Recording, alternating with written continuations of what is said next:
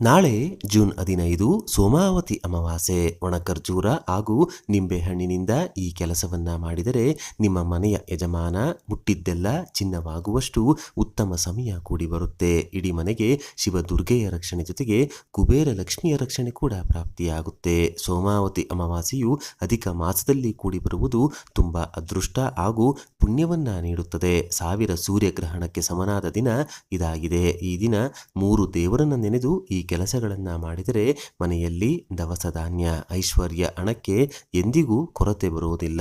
ನಾಳೆ ಸೋಮಾವತಿ ಅಮಾವಾಸ್ಯೆಯ ದಿನ ಸ್ನಾನ ಹೇಗೆ ಮಾಡಬೇಕು, ಪಿತೃಗಳ ಸ್ಮರಣೆ ಹಾಗೂ ತರ್ಪಣ ಹೇಗೆ ನೀಡಬೇಕೆಂದು ಕಳೆದ ವಿಡಿಯೋದಲ್ಲಿ ತಿಳಿಸಿಕೊಟ್ಟಿದ್ದೀವಿ. ನಾಳೆ ಬೆಳಿಗ್ಗೆ ಅಥವಾ ಸಂಜೆ ಕತ್ತಲಾಗುವ ಮುನ್ನ ಶಿವಾಲಯಕ್ಕೆ ಹೋಗಿ ಶಿವನ ದರ್ಶನವನ್ನು ಪಡೆದುಕೊಳ್ಳಿ. ಸಾಧ್ಯವಾದರೆ ಶಿವಾಭಿಷೇಕಕ್ಕೆ ಕಬ್ಬಿನ ರಸ, ದಾಳಿಂಬೆ ಹಣ್ಣಿನ ರಸ ಅಥವಾ ಶುದ್ಧ ಜಲವನ್ನು ನೀಡಿ ಅಭಿಷೇಕ ಮಾಡಿಸಿ. ಇದರಿಂದ ಅದೆಷ್ಟೇ ಬಡತನ, ಆರ್ಥಿಕ ಸಮಸ್ಯೆಗಳಿದ್ದರೂ ಅಧಿಕ ಮಾಸದ ಪುಣ್ಯ ಫಲದಿಂದ ದೂರವಾಗಿ ಒಂದೊಂದೇ ಹಣದ ಕಷ್ಟಗಳು ಕಳೆದು ನೆಮ್ಮದಿಯ ಜೀವನ ಸಿಗುತ್ತದೆ. ಅಭಿಷೇಕ ಮಾಡಿಸುವಷ್ಟು ಶಕ್ತಿ ಇಲ್ಲ ಅಥವಾ ಸಮಯ ಇಲ್ಲ ಎನ್ನುವವರು ಕನಿಷ್ಠ ಶಿವನಿಗೆ ವಿಶೇಷ ಪ್ರದಕ್ಷಿಣೆಯನ್ನ ಮಾಡಿದರೂ ಅಭಿಷೇಕ ಮಾಡಿಸಿದಷ್ಟೇ ಪುಣ್ಯಫಲ ಪ್ರಾಪ್ತಿಯಾಗುತ್ತದೆ.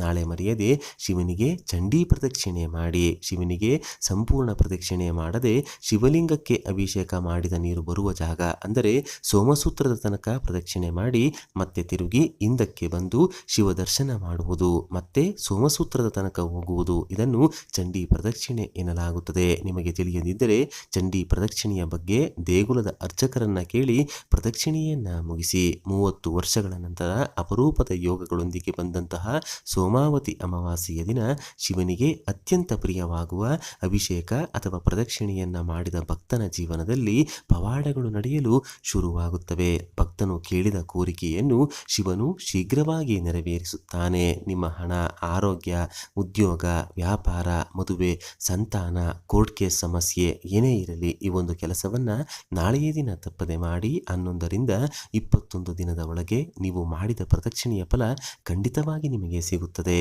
ಒಮ್ಮೆ ಶಿವನು ನಂದೀಶ್ವರನಿಗೆ ಹೀಗೆ ತಿಳಿಸುತ್ತಾನೆ: ನನ್ನನ್ನು ಪೂಜಿಸುವವರು ನನ್ನಷ್ಟೇ ವಿಷ್ಣು ದೇವರನ್ನು ಪೂಜಿಸಿದರೆ ನಾನು ಮತ್ತಷ್ಟು ಪ್ರಸನ್ನಗೊಳ್ಳುತ್ತೇನೆಂದು. ಆದ್ದರಿಂದ ಮಾಸದಲ್ಲಿ ಇದು ಪುರುಷೋತ್ತಮ ಮಾಸ, ದಿನದಲ್ಲಿ ಇದು ಅಧಿಕ ಮಾಸದ ಕೊನೆಯ ದಿನ, ಜೊತೆಗೆ ಅಮಾವಾಸ್ಯೆ. ಆದ್ದರಿಂದ ಈ ಭೂಮಿಯ ಮೇಲೆ ಮರದ ರೂಪದಲ್ಲಿ, ಅರಳಿ ಮರದ ರೂಪದಲ್ಲಿ ನೆಲೆಸಿರುವಂತಹ ವಿಷ್ಣು ದೇವರನ್ನು ತಪ್ಪದೆ ಪೂಜಿಸಬೇಕು. ಹೇಗೆಂದರೆ ನಿಮ್ಮ ಕೈನಲ್ಲಿ ಒಣ ಖರ್ಜೂರವನ್ನ ಹಿಡಿದುಕೊಂಡು ಅರಳಿ ಮರಕ್ಕೆ ನಿಮಗೆ ಸಾಧ್ಯವಾದಷ್ಟು ಬಾರಿ ಪ್ರದಕ್ಷಿಣೆ ಮಾಡಿಕೊಳ್ಬೇಕು. 108 ಪ್ರದಕ್ಷಿಣೆ ಮಾಡಿದರೆ ಮತ್ತಷ್ಟು ಫಲ ಪ್ರಾಪ್ತಿಯಾಗುತ್ತೆ. 108 ಪ್ರದಕ್ಷಿಣೆಯನ್ನ ಮಾಡುತ್ತಾ 108 ಒಣ ಖರ್ಜೂರವನ್ನ ಒಂದು ಎಲೆಯ ಮೇಲೆ, ತಟ್ಟೆಯ ಮೇಲೆ ಇಡಬಹುದು. ಸಾಧ್ಯವಾಗಿಲ್ಲ ಎಂದರೆ 5, 11, 21 ಹೀಗೆ ಪ್ರದಕ್ಷಿಣೆ ಮಾಡಬೇಕು. ಒಂದೊಂದು ಪ್ರದಕ್ಷಿಣೆ ಆದ ಮೇಲೂ ಒಣ ಖರ್ಜೂರವನ್ನ ಮರದ ಬುಡದಲ್ಲಿ ಇಡ್ತಾ ಬರಬೇಕು. ಪುರುಷೋತ್ತಮ ಎಂಬ ನಾಮಸ್ಮರಣೆಯನ್ನ ತಪ್ಪದೆ ಮಾಡಿಕೊಳ್ಬೇಕು.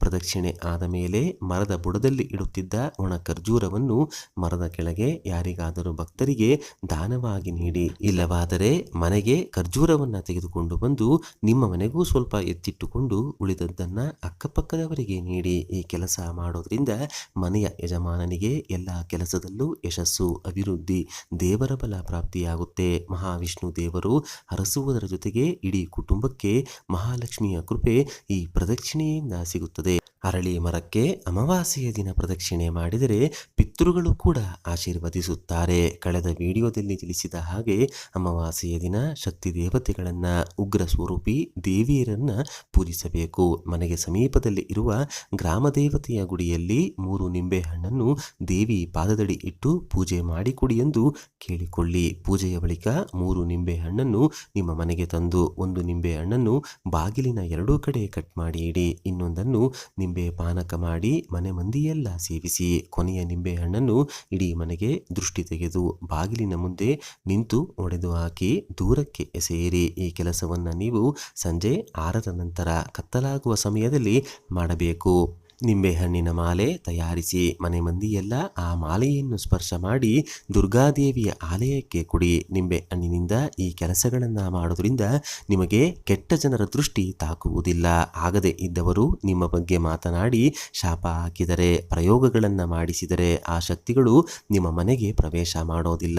ಯಾವಾಗ ಮನೆಗೆ ನೆಗೆಟಿವ್ ಎನರ್ಜಿ ಪ್ರವೇಶ ಮಾಡುವುದಿಲ್ಲವೋ ಆ ಮನೆಗೆ ದೈವಶಕ್ತಿ ಪ್ರವೇಶ ಮಾಡುತ್ತೆ. ಯಾವಾಗ ದೈವಶಕ್ತಿ ಮನೆಯಲ್ಲಿ ಇರುತ್ತದೋ ಸಂಪಾದನೆ ಚೆನ್ನಾಗಾಗುತ್ತೆ, ಆರೋಗ್ಯ, ಮನಸ್ಸಿನ ನೆಮ್ಮದಿ ಹೆಚ್ಚಾಗುತ್ತೆ. ಸೋಮಾವತಿ ಅಮಾವಾಸ್ಯೆಯ ದಿನ ವಿಷ್ಣು, ಲಕ್ಷ್ಮಿ, ಶಿವ, ಪಾರ್ವತಿಯರನ್ನು ಈ ರೀತಿಯಾಗಿ ಪರಿಹಾರಗಳ ಮೂಲಕ ಬೇಡಿಕೊಳ್ಳಿ. ಯಾವುದೇ ಪರಿಹಾರ ಮಾಡಬೇಕಾದ್ರೆ ಶ್ರದ್ಧೆ ಇರಬೇಕು. ನಿಮ್ಮ ಶ್ರದ್ಧೆಯೇ ಇಲ್ಲಿ ನೇರವಾಗಿ ದೇವರಿಗೆ ಅಥವಾ ನಿಮ್ಮ ಪಿತೃಗಳಿಗೆ ತಲುಪುವುದು. ಅಪನಂಬಿಕೆಯಿಂದ ಪರಿಹಾರ ಅಥವಾ ಪ್ರದಕ್ಷಿಣೆ ಮಾಡಿ ದೇವರಿಗೆ ಕೈ ಮುಗಿದರೆ ಫಲ ನೀಡೋದಿಲ್ಲ.